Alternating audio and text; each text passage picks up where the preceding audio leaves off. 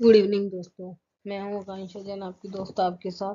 आज हम बात करेंगे आपसे कॉलम के बारे में कि कौन सा कॉलम बेस्ट है, कौन सा कॉलम चूज करना चाहिए आपको किस टाइप की कंस्ट्रक्शन के लिए। तो चलिए आज चलते हैं बिना देरी करते हुए। सबसे पहले जान लेते हैं कॉलम किसे कहते हैं। कॉलम एक वर्टिकल मेंबर होता है जो लोड कैरी करता है और फाउंडेशन तक ट्रांसफर करता है। पर्पस क्या होता है कॉलम का देने का, हमारा क्या पर्पस होता है। जब भी हम कॉलम प्रोवाइड करते हैं तो ऊपर हमारा या तो स्लैब और बीम रहता है, जिससे सारा लोड स्लैब और बीम का कॉलम में ट्रांसफर होता है। विंड का लोड कॉलम कैरी करता है, देन उसको फाउंडेशन में ट्रांसफर कर देता है, ताकि हमारी बिल्डिंग की जो मजबूती है, स्ट्रक्चर की जो मेंटेनेंस है, इफेक्टिवनेस है, वो बनी रहे। कॉलम जो है दो तीन तरह के लोड कैरी करता है। एक होता है एक्सियल लोड, जो कि आपका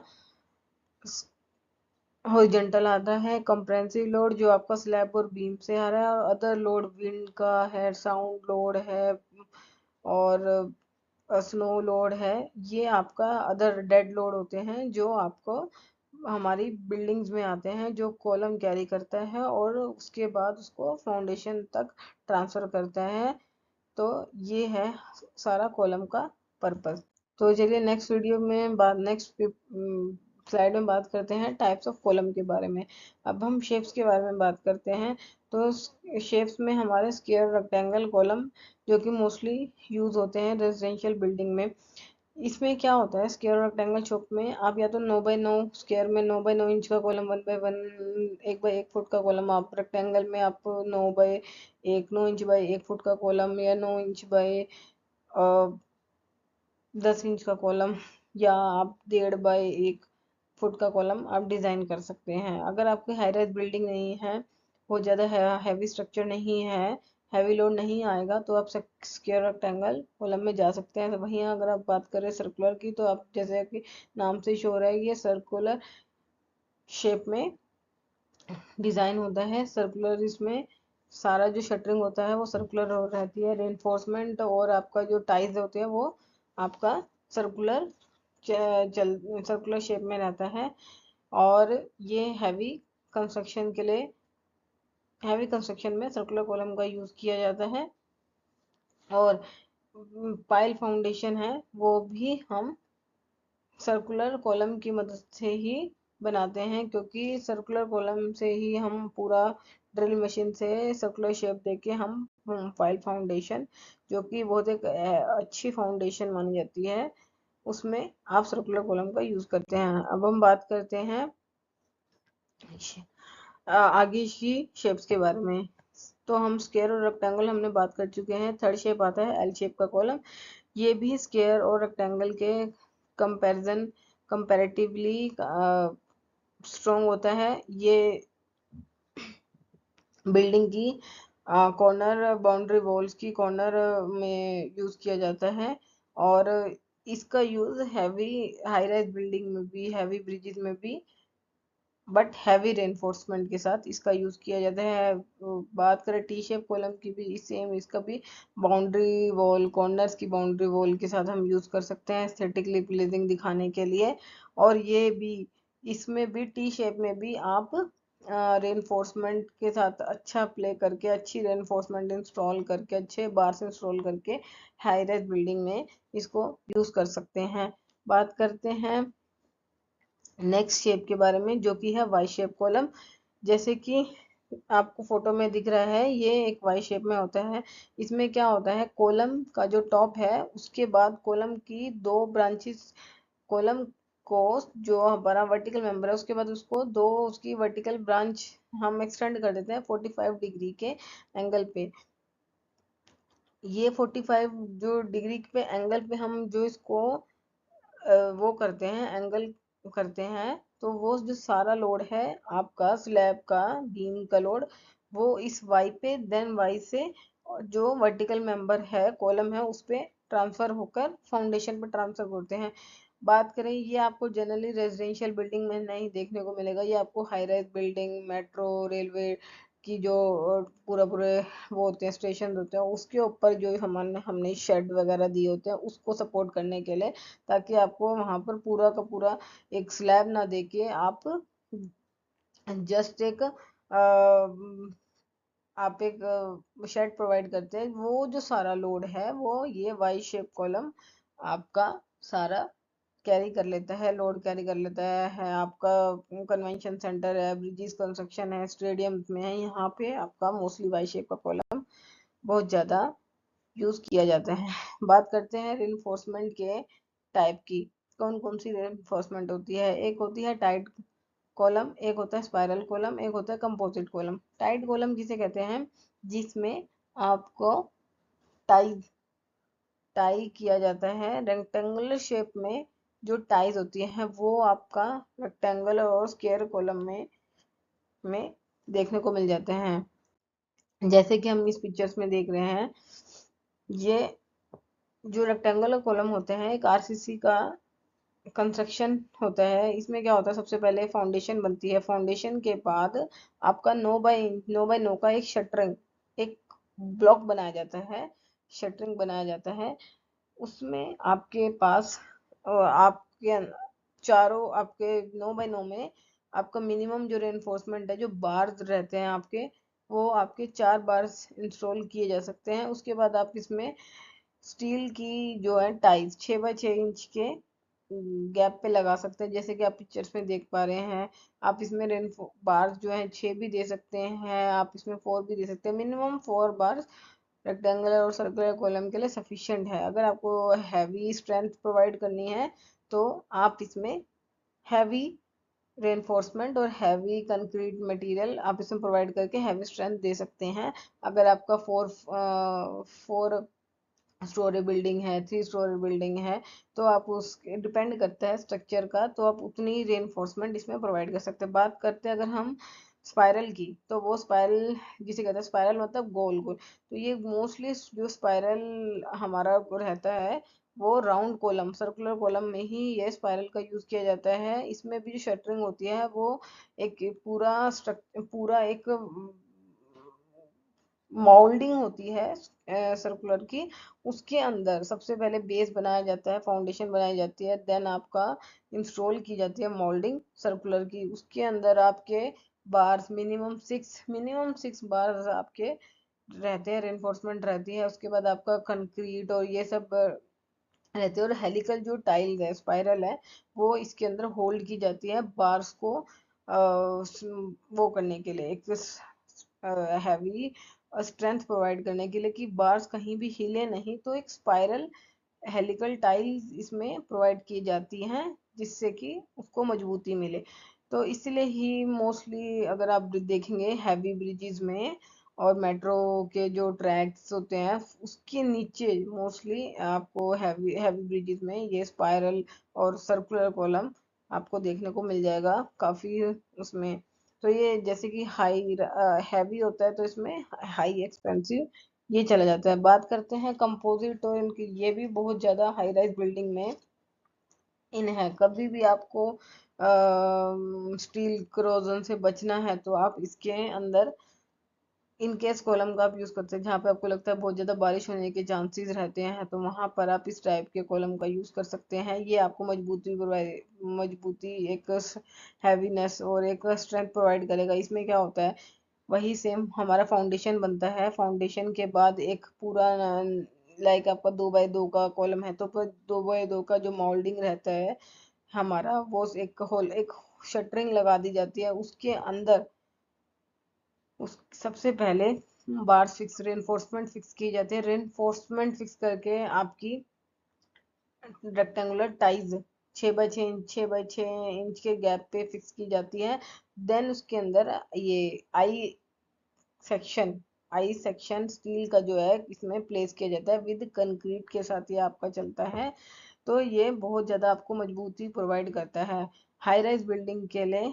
ये जहाँ पर आपको सिर्फ आपको एक वो प्रोवाइड करना है, मतलब आपको कोई शो वगैरह नहीं प्रोवाइड करनी है, तो आप इसमें कंपोजिट कॉलम में भी अच्छा ऑप्शन है ये।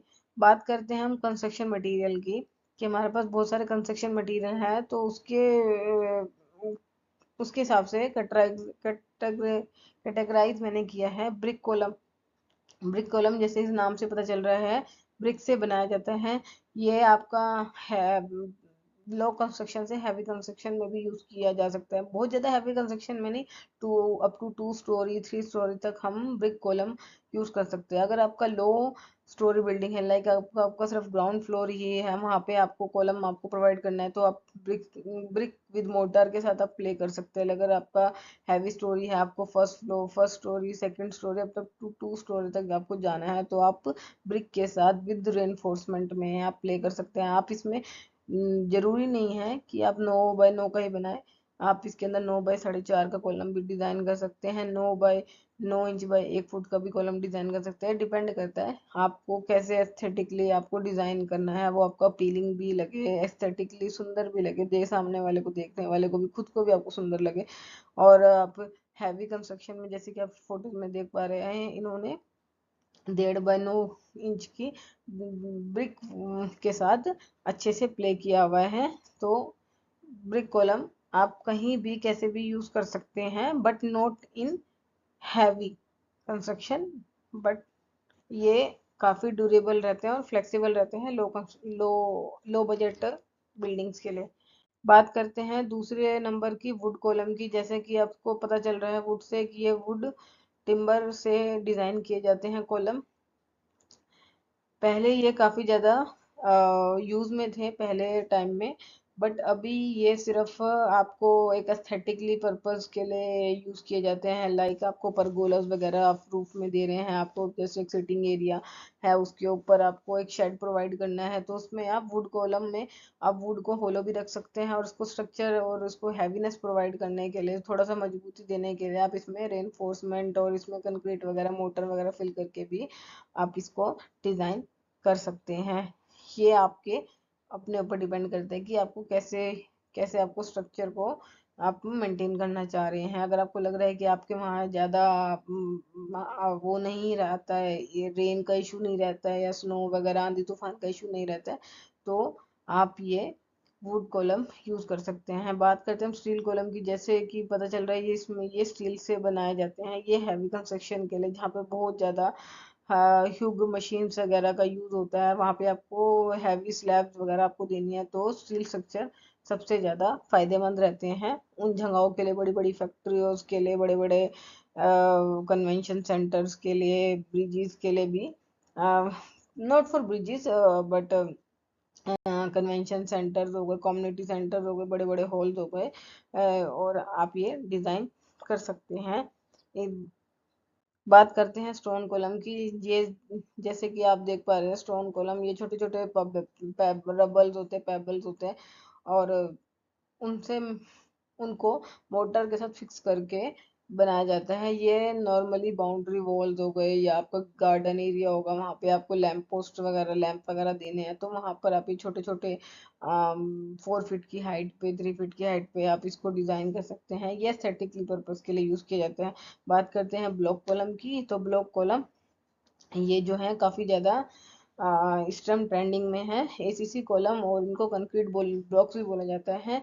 ये आपका रिजनेबल रेट में आपको अवेलेबल है। अगर आपको 2 बाय 2 की आपका कोई 2 बाय 2 का आपको लग रहा है आपको कॉलम प्रोवाइड करना है, तो आप इसमें जरूरी नहीं है अब आप इसमें रेनफोर्समेंट वगैरह प्रोवाइड करेंगे कि आपको बार ही देने हैं। आप इसमें ब्लॉक्स के साथ 1 बाय 1 के 10 बाय 10 इंच के या 1 बाय 1 के ब्लॉक्स, आप 2 ब्लॉक्स को एक साथ प्लेस करें मोटर के साथ, तो भी आपको उसमें काफी ज्यादा मजबूती मिल जाएगी। और आप इसमें रेनफोर्समेंट के साथ भी, अगर आप उसमें मतलब बार्स, अगर आपको और ज़्यादा वो चाहिए स्ट्रेंथ चाहिए, तो आप इसमें रेनफोर्समेंट के साथ भी इंस्टॉल कर सकते हैं। तो ये अच्छी काफ़ी 4 स्टोरी 5 स्टोरी कंस्ट्रक्शन के लिए बहुत ज़्यादा इफेक्टिव है, रिजनेबल है। तो काफ़ी अच्छा ऑप्शन है, जहाँ पे आपको सिर्फ कोई आपका मतलब एस्थेटिकली आपको नहीं लग रहा है कि आपको नहीं इतना अपीलिंग है, आप बट आपको हैवीनेस चाहिए, तो आप ये ब्लॉक कॉलम ऑप्शन देख सकते हैं। बात करते हैं हम मेन जो कॉलम है हमारे, रेक्टेंगल कॉलम और सर्कुलर कॉलम में कौन सा बेस्ट है। बात करें तो इसका सर्कुलर कॉलम, जैसे कि हाँ जानते हैं कि उसमें 6 नंबर ऑफ रेनफोर्समेंट मिनिमम रहता है, और स्क्वायर और रेक्टेंगल कॉलम में सिर्फ 4 नंबर ऑफ रेनफोर्समेंट रहता है। तो बेस्ट हमारा सर्कुलर कॉलम ही रहता है, क्योंकि इसमें हैवी रेनफोर्समेंट, ज़्यादा नंबर ऑफ रेनफोर्समेंट इंस्टॉल होती है, तो सर्कुलर कॉलम बेस्ट है। फॉर्म वर्क जो है हमारा रेक्टेंगुलर कॉलम का इजी रहता है, बट अगर हम सर्कुलर कॉलम की बात करें शटरिंग की, तो वो थोड़ी सी डिफिकल्ट हो जाती है।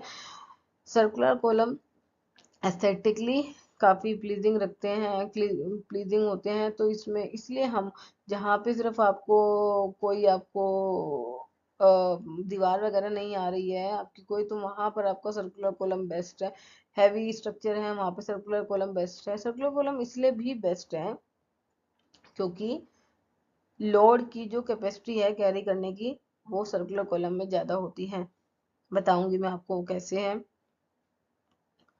अगर आपका कहीं पे 9 इंच की दीवार आ रही है, तो आप वहां पर rectangular circular circular square column ही प्रेफर करना चाहिए देने के लिए, क्योंकि वो 9 बाई इंच की दीवार के साथ 9 बाई 9 इंच का कॉलम तो अच्छा लगेगा, लेकिन सर्कुलर कॉलम इतना अच्छा नहीं लगेगा। सर्कुलर कॉलम आपको वहीं अच्छा लगेगा जहाँ पे आपकी कोई दीवार नहीं आ रही है, या आपको कोई कैंटिलीवर बीम है उसको सपोर्ट करने के लिए आप सर्कुलर कॉलम दे दीजिए, या कोई आर्च है वहाँ पे आपकी कोई दीवार नहीं आ रही है, तो वहाँ आप सर्कुलर कॉलम दे सकते हैं। बात करें अब इसकी कि सर्कुलर कॉलम किस लिए बेस्ट है हैंडलिंग कैपेसिटी के लिए। जब हमारा लोड आता है, हमारा ऊपर से भी लोड आ रहा है, कोई भी किसी भी तरीके का ट्रैफिक आ रहा है, लाइक रेजिडेंशियल बिल्डिंग है, आपका लाइव लोड आ रहा है, ह्यूमन बींग्स का लोड आ रहा है, अगर कमर्शियल बिल्डिंग है, या फिर आपका ओपन पब्लिक स्पेसेस है, ब्रिजेस आ रहे हैं, वो आपका ट्रैफिक का लोड आ रहा है, कमर्शियल स्पेस है आपका, वहाँ पे आपका पब्लिक का इतना लोड आ रहा है, स्नो का लोड आ रहा है, विंड का लोड आ रहा है, तो जो सर्कुलर कॉलम में है वहाँ जो लोड आता है वो चारों तरफ से आता है, जिससे कि बिल्डिंग में मजबूती, आपने इतना ज़्यादा रेनफोर्समेंट दे दिया है, तो इससे सर्कुलर कॉलम बिल्कुल भी इफेक्ट नहीं होगा। अगर हम बात करें रेक्टेंगुलर सर्कुलर स्क्वायर कॉलम की, तो जो ये रहते हैं स्क्वायर शेप में, रेक्टेंगल शेप में, तो जो आपका लोड आता है वो आपका या तो सेंटर में आ रहा है या आपका एजिस में टकरा रहा है, तो वो एजिस में टकराने की वजह से बकलिंग इफेक्ट उसमें ज़्यादा आ जाता है।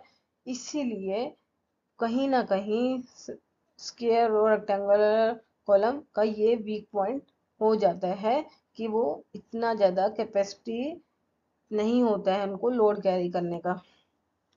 रेनफोर्समेंट ज़्यादा हो गई, प्लस इनका चारों तरफ से ये लोड आता है, तो ये पूरी तरफ से कैरी कर लेता है, यहाँ पे एक तरफ से लोड नहीं आता है।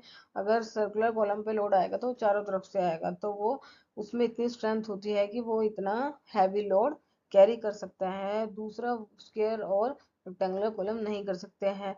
बेंडिंग जो रेजिस्टेंस है, जो कि बेंड होने का, कि इजिली बेंड नहीं होगा आपका सर्कुलर कॉलम भी, ये इजीली बेंड होने के चांसेस रहते हैं। तो मैं यही कहूंगी कि अगर आपकी हैवी कंस्ट्रक्शन है, कोई ब्रिजेज है, कम्युनिटी सेंटर्स है, वहां पर आप सर्कुलर कॉलम ही बेस्ट रहते हैं आपके। और अगर आपका लो राइज बिल्डिंग है, या लो स्ट्रक्चर है, मतलब कि हैवी स्ट्रक्चर नहीं है, तो वहां पर आप रेजिडेंशियल में, जहाँ पे आपका बजट भी लो है, वहां पर आप स्क्वायर और रेक्टेंगल कॉलम यूज कर सकते हैं। अगर आपको एस्थेटिकली प्लीजिंग करना है, कुछ अच्छा दिखाना है, अपीलिंग दिखाना है, तो आप सर्कुलर कॉलम भी रेजिडेंशियल में यूज कर सकते हैं। बट अगर आपका इतना बजट नहीं है, तो आप सर्कुलर कॉलम हैवी बिल्डिंग्स के लिए रखिए, but not for residential. But दोनों ही कॉलम अपने ही आप में बेस्ट है, वो आपको डिपेंड करता है यूज आपका क्या है। तो इसलिए ये था इस पीपीटी में और वीडियो में। आपको वीडियो अच्छा लगा हो तो वीडियो को लाइक करें, शेयर करें। Thank you.